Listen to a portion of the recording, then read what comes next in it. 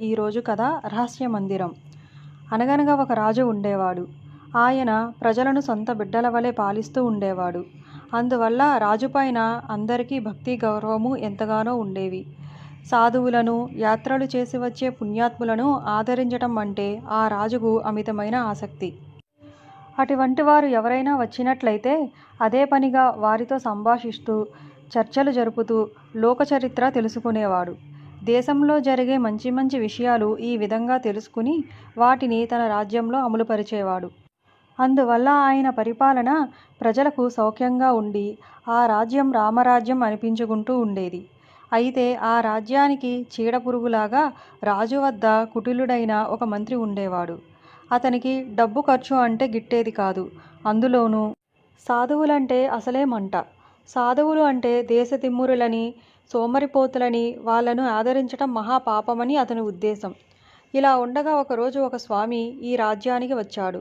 రాజు ఆ స్వామిని ఆహ్వానించి తీసుకువచ్చి ఆయన వల్ల లోకజ్ఞానాన్ని ఇచ్చే విషయాలు ఎన్నో విన్నాడు.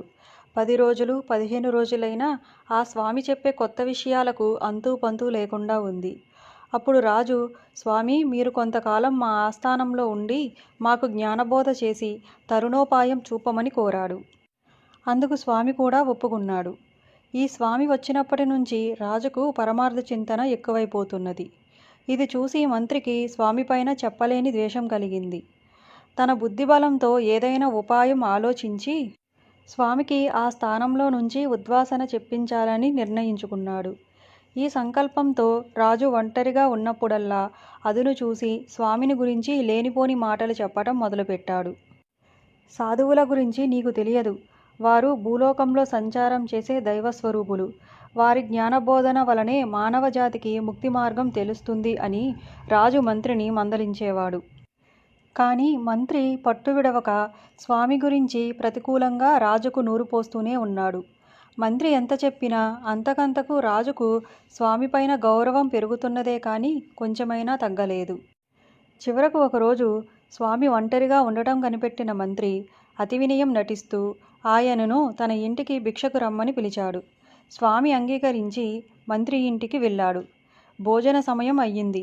వడ్డన అంతా అయిన తర్వాత, స్వామి, పదార్థాలలో వెల్లుల్లి వేసుకోవడం మా ఆచారం. గురువులకు, పెద్దలకు విందు చేసేటప్పుడు తప్పక ఉపయోగించాలి.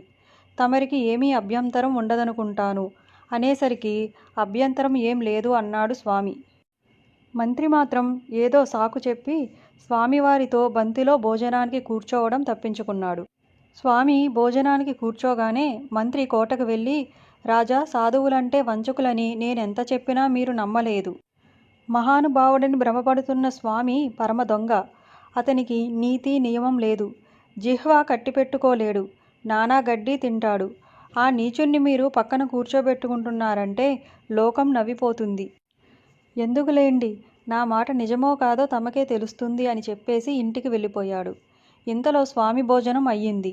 ఆయనతో మంత్రి, స్వామి, ఒక సంగతి చెప్పడం మరిచాను. ఇవాళ రాజుగారి జన్మదినం. ఆయనకు ఉల్లి వాసన గిట్టదు. వారితో ప్రసంగించేటప్పుడు వాసన కొట్టకుండా చూసుకోండి అని సలహా చెప్పాడు. ఈ మాట వినగానే స్వామి నోరు బాగా కడుక్కుని మామూలుగా కోటకు వెళ్ళాడు. కానీ వెల్లుల్లి వాసన ఇంకా ఉన్నదేమో అనే అనుమానం తీరక స్వామి రాజుకు దూరంగా కూర్చున్నాడు. రాజు పలకరించగా ఉల్లివాసన కొడుతుందేమోనని జంకుతో అటువైపు తిరిగి చూడసాగాడు. రాజు కోరినప్పటికీ స్వామి ఉన్నతాసనం మీద కూర్చోక దూరం దూరంగా తప్పుకునేసరికి రాజుకు మంత్రి మాటలపై నమ్మకం కలిగి స్వామి పరమ దుర్మార్గుడు అని అనుకున్నాడు. ఇటువంటి దుర్మార్గుడికి మరణమే తగిన శిక్ష అని నిర్ణయించుకున్నాడు. ఈ రాజు ఎవరినైనా దుర్మార్గులను చంపదలిస్తే ఒక చిత్రమైన ఏర్పాటు ఉన్నది. అదే రహస్య మందిరం. రాజు స్వయంగా చీటీ రాసి ఎవరిని ఆ మందిరానికి పంపితే వారికి అక్కడ మరణశిక్ష విధింపబడుతుంది. చీటీలో చూసేవారికి బహుమతి ఎంత ఇవ్వవలసింది అనే మాటలు కనపడి ఆశ కలుగుతుంది. తీరా మందిరంలోకి పోయేసరికి జరగవలసినది జరిగిపోతుంది. ఈ రహస్యం మంత్రికి కూడా తెలియదు. రాజు స్వామిని పిలిచి, మహాత్మా, తమరు వచ్చి చాలా కాలమైంది. మిమ్మల్ని ఇక్కడనే మేము ఉంచినట్లయితే మీ వల్ల ఉపదేశం పొందవలసిన శిష్యులకు అన్యాయం చేసినట్లు అవుతుంది. కనుక భక్తిపూర్వకంగా సమర్పించుకుంటున్న ఈ 1000 వరహాలు స్వీకరించండి అంటూ పత్రం చేతికిచ్చి రహస్య మందిరానికి వెళ్ళి సొమ్ము తీసుకోండి అన్నాడు. ఈ సంగతులన్నీ గమనిస్తూ ఉన్న మంత్రి ఆ బహుమానము తానే కాజేద్దామన్న దురుద్దేశంతో స్వామిని దర్శించి, మహానుభావ, తమరేమిటి మందిరానికి వెళ్ళడమేమిటి? మీరు శ్రమపడటం భావ్యం కాదు. తమరు మా ఇంటిలో నిశ్చింతగా కూర్చోండి. నేను ఇప్పుడే పోయి బహుమానపు సొమ్ము పట్టుకువచ్చి సమర్పించుకుంటాను అంటూ స్వామిని తన ఇంట్లో కూర్చోబెట్టి మంత్రి ఆ చీటీ తీసుకుని మందిరానికి వెళ్ళాడు. రహస్య మందిరంలోని ఉద్యోగులు ఆ చీటీ చూసుకుంటూనే మంత్రిని మటుమాయం చేసేశారు. సాయంత్రం అయినా మంత్రి రాకపోయేసరికి స్వామి అనుమానపడి రహస్య మందిరానికి వెళ్ళాడు. మాకు తెలియదు, రాజుగారినే కనుక్కోండి అన్నారు అక్కడి ఉద్యోగులు. స్వామి మళ్ళీ ప్రత్యక్షమయ్యేసరికి రాజు ఆశ్చర్యపోయాడు. తరువాత స్వామి జరిగిన కథ చెప్పగా మంత్రి ఆడిన కపట నాటకమంతా రాజుకి అర్థమయ్యింది. అతనికి తగినట్లుగా పాపఫలం అనుభవించటంతో రాజుకు స్వామి బోధనల యందు విశ్వాసం ఎక్కువై ఆ రోజు నుంచి ఆయనను గురుదేవునుగా తన ఆస్థానమందే శాశ్వతంగా నిలుపుకున్నాడు.